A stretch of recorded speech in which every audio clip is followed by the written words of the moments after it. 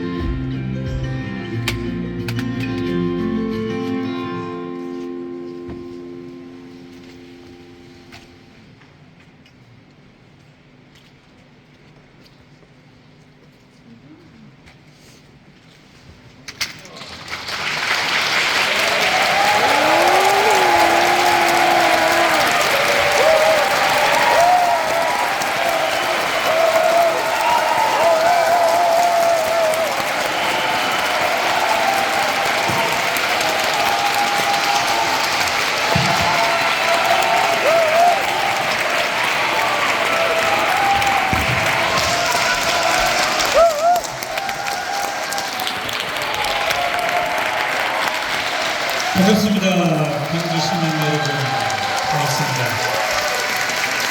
저는 오늘 사회를 맡은 오마이스 대표이자 오영호입니다. 화이팅! 화이팅! 조국의 벚꽃은 산책, 광주에서 북토크를 할 텐데요. 주인공 조국 교수님입니다. 반갑습니다. 조국님 화이팅!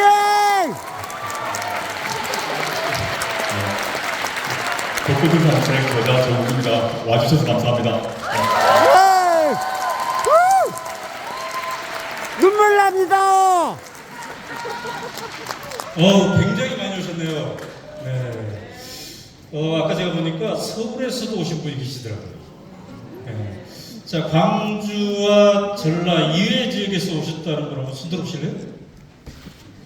오, 꽤 되네요. 네. 그죠? 오. 네. 해외에서 오신 분 손 들어보세요. 이 앞자리 해외에서 오신 청년이 계시네요. 와우. 해외 어디서 오셨어요? 캐나다? 캐나다에서 오셨군요. 설마 이 북토크 때문에 온 건 아니시죠? 이것 때문에 오신 거예요? 네, 꽤 비싼. 사실 저희가 이제 여러분 입장하실 때 책 한 권씩 받으셨죠? 예. 이 책의 값이 22,000원입니다. 그런데 저분은 비행기값 포함하면 엄청난. 감사합니다. 오늘의 이 북토크는 오마이 TV를 통해서도 전국 곳곳에 생방송이 지금 되고 있습니다. 우리나라에서만 방송되는 게 아니라 전 세계에 함께 하고 있습니다. 그래서 아까부터 저한테 계속 언제부터 하냐 계속 문자가 왔는데 드디어 오늘 지금부터 조국 교수님과 함께 하는데 사실 조국 교수님 참 감개무량하시겠어요. 정말 이렇게 많이 오실지도 몰랐고 제가 광주 온 지도 참 오랜만에 왔습니다. 2017년 이후에 처음 오는데 너무 많이 모여주셔서 너무 감사합니다.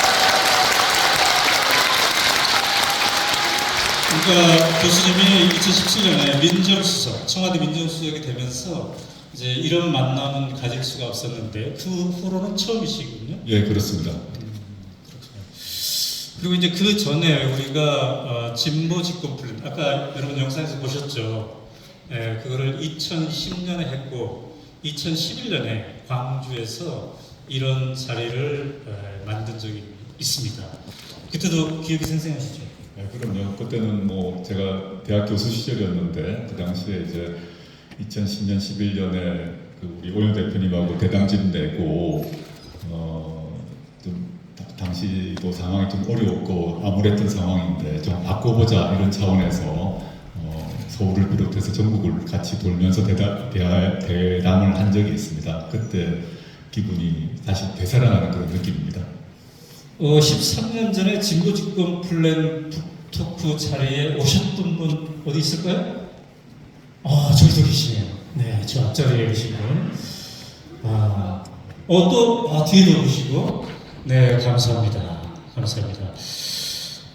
그때는 이제 이명박 정권 때였죠. 그렇죠. 예, 예. 그래서 이런 정권이 다시 태어나서는 안 되겠다. 그런 생각을 가지고 우리가 진보 집권 플랜이라는 책을 쓰고 전국을 돌면서 북토크를 했던 그런 기억이 있습니다. 그때도 우리가 이제 희망을 다시 한번 얘기해보자 이런 자리였는데요. 오늘 이 유서 깊은 광주극장에서 여러분들 함께하니까 정말 우리가 다시 한번 마음을 되새기는 자리가 될 듯 합니다. 자, 광주에 오셨으니까 청년 조국과 광주는 무엇이었나 한번 얘기를 들어볼만 하겠습니다. 교수님은 5.18 광주 1980년 이 소식을 언제 어떻게 들으셨습니까? 아무튼 당연 이제 고등학교 시절에 들었죠. 5.18 광주 그 1년 전에 그 5.18을 예고하는 일이 79년에 이제 부산에서 일어나지 않았습니까? 부마항쟁이 일어났고 저는 그 당시 고등학교 때 부산 시내에서 부산 시내에 장갑차가 진주하고 군인들이 들어오는 장면들을 보고 깜짝 놀란 그런 기억이 있었습니다. 그러다가 그 다음 해에 이제 광주가 터진 거죠.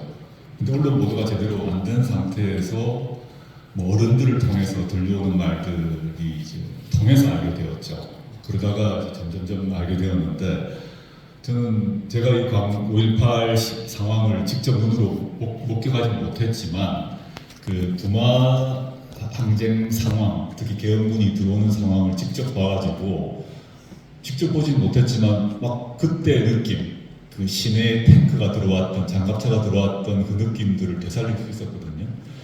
그래서 뭐 우리 오 대표님하고 저 같은 세대인데 저희 세대는 저는 뭐 자신이 그 고향, 태어난 곳이 어딘가와 관계없이 정치적, 사회적, 문화적으로는 항상 광주가 저의 고향이다라는 생각을 하고 있습니다. 감사합니다. 그런 광주 정신을 또 듬뿍 먹고 있는 이 광주극장, 이게 1935년에 만들어져서 지금까지 유지가 되고 있다고 하는데, 자, 이 광주극장을 꽉 쳤습니다. 저기 2층에도 계시네요. 교수님 2층에 한번 눈길을 줘보시죠. 네, 반갑습니다. 사실 이제 광주가 우리 세대에게 주는 영향은 굉장히 클 텐데요. 우리들의 진로를 결정하는데도 결정적 영향을 미치는 것 같아요. 저는 이제 소설가가 꿈이었습니다. 중학교 때. 왜냐하면 국어 교과서에서 김유정 소설가를 만났는데 농촌 소설이더라고요.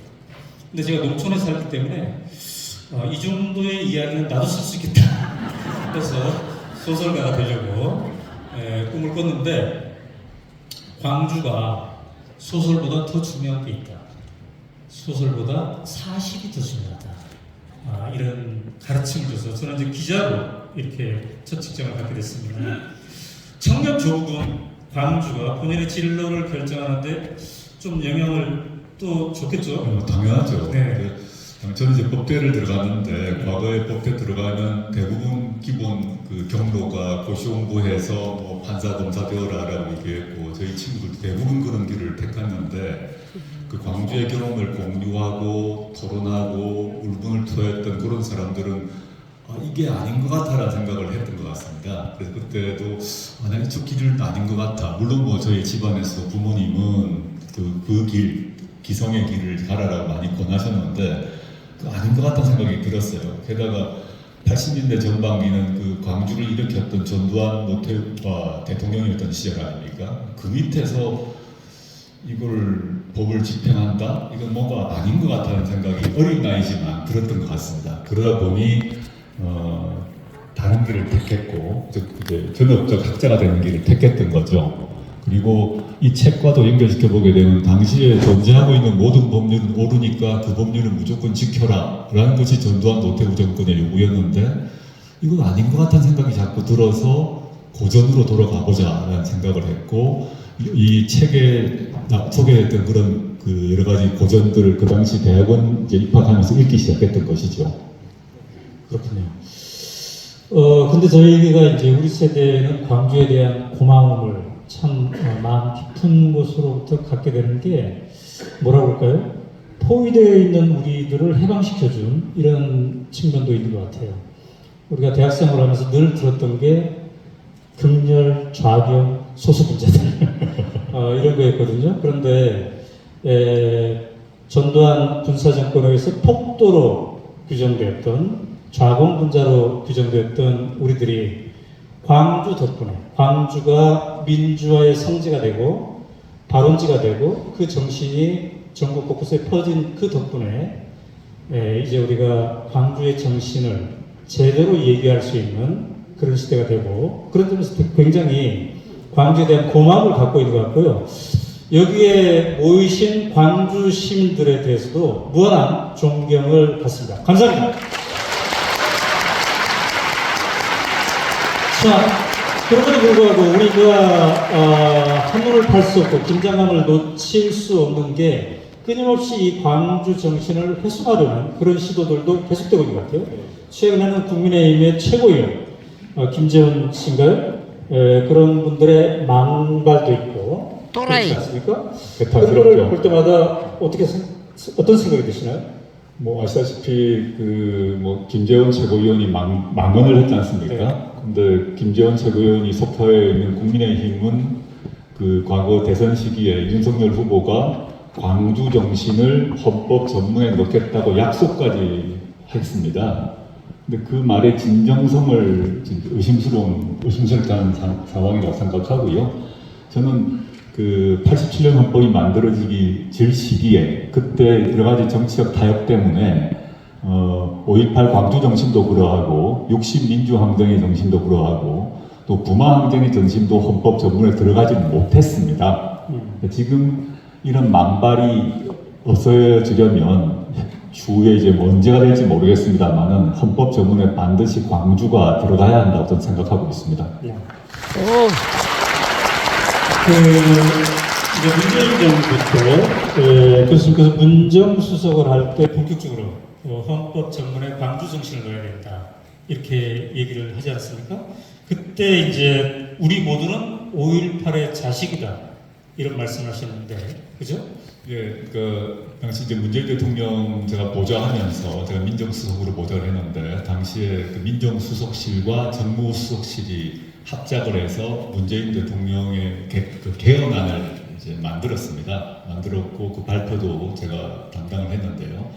그때 아까 지금 그 취지 연결시켜 보게 되면 광주가 단지 이 광주 전남 지역의 광주 정신, 5.18 정신이 광주 전남 지역에 국한된 어떤 특정한 사건, 어떤 정신이 절대 아니라 이게 민주공화국의 기본이 되는 정신이다라는 얘기를 제가 강조하려고 했고 5.18은 광주 전남 것이 아니라 국민 전체의 것이고 또 것이어야 한다라는 것을 강조했습니다. 그러려면 헌법에 들어가야 된다. 헌법에 들어가면 그걸 부정하는 발언 자체가 반헌법적 발언이 되는 거죠. 그래서 헌법 전문에 그걸 넣었고 개정안 전문에 넣었고 그걸 발표하면서 그 점을 강조를 했습니다. 네. 제가 이제 초반에 광주 정신을 얘기하고 있는데요. 사실 우리가 오늘 조국의 법고전 산책에 대한 저자와의 대화잖아요. 그죠? 광주 정신과 조국의 법고전. 이 법고전은 어떤 연결이 있길래 초반에 이 얘기를 하나 이렇게 생각하시는 분 계실 겁니다. 그래서 제가 한번 확인해 보겠습니다. 조국의 법고전 산책을 절반 이상 읽고 나는 이 자리에 있다 서두르세요. 우와. 많이 읽었네. 깜짝 놀랐습니다, 제가. 5분의 1, 7분의 1 정도밖에 안 됐는데 이렇게 열광적일 수가 있어요. 책을 읽지 않아도 이 신전식으로 통하는 그 무엇이 있는가 보다 이렇게 이제 생각할 것 같아요. 그죠? 어떤 분은 그렇더라고요. 이번 책은 표지가 너무 좋다, 디자인이. 뭔가 이 표지를 딱 보면 야, 이건 막 영어로 프랑스어로 막 뭐가 책들이 쫙 있는데 한 10초 동안 눈여겨보는 것만으로도 이 다 감동해. 아 그렇구나. 네. 그런데 오늘 굳이 이렇게 저자와의 대화를 하는 것은 우리가 이 책을 읽으면 훨씬 더 감동의 깊이가 더해지고 주먹이 불긋 솟고 내 마음이 막 보타지는 게 풀리고 남들과 함께 어깨동무하고 싶고 그런 마음이 생긴다는 것 때문에 우리가 이 자리에 지금 와 있는데요. 교수님, 광주 정신과 법 보전 이 열 몇 권이죠 지금? 열 서너 권 네. 법 보전을 꿰뚫어 주셨는데 이 광주 정신과 법 보전 정신은 어떻게 어떤 지점에서 가장 강렬하게 연결이 되는 겁니까? 5.18 정신, 광주 정신 얘기를 했는데 당시에 그 정권은 뭐라고 그랬냐면 다 폭동, 간첩, 뭐 좌빨 뭐 이렇게 맹공을 했던 거죠. 그리고 뭐 총을 들었다, 군인을 죽였다 이렇게 얘기를 했는데 그런 것이 맞는 것처럼 많은 사람들이 생각을 했고 5.18에 참여했던 많은 시민들이 그럼 내가 범죄자인가? 이렇게 생각하는 시간들이 오래 있었습니다. 근데 물론 그 뒤로 이제 5.18 특별법이 만들어져서 다 그런 점은 복권이 되었는데 제가 이제 복고전 산책에서 소거했던 그 사상들, 고전들을 보게 되면 시민불복종에 대한 그 책들이 소개되어 있고 또 저항권에 대한 책들이 소개되어 있습니다. 이 두 시민불복종과 저항권이라는 사상은 아테네 그 옛날부터 오랜 고대부터 지금까지 내려오는 사상이고 현재 우리 헌법에서도 보장하는 그런 사상이거든요. 즉 어떤 권력이 있는데 그 권력이 우리의 인권을 무참하게 억압하고 박탈하고 배제한다면 그에 대해서 불복종하고 저항할 수 있는 것이 인간과 시민의 권리라는 것이죠. 그런 사상이 고대로부터 동서양을 막론하고 고대 아테네부터 또는 동양 같은 경우는 맹자부터 이런 얘기가 있었던 것이고 그런 흐름 속에서 광주도 있다는 것이죠. 광주가 아까 우리나라에서는 지역적으로 대한민국 내에서 광주 전남의 지역에 국한된 것이 아닐 뿐만 아니라 인류 역사 전체 흐름 내에서도 시민불복종과 저항권의 정신을 광주 시민들이 실천한 것입니다. 그걸 강조하기 위해서 그 책을 소개했습니다. 네.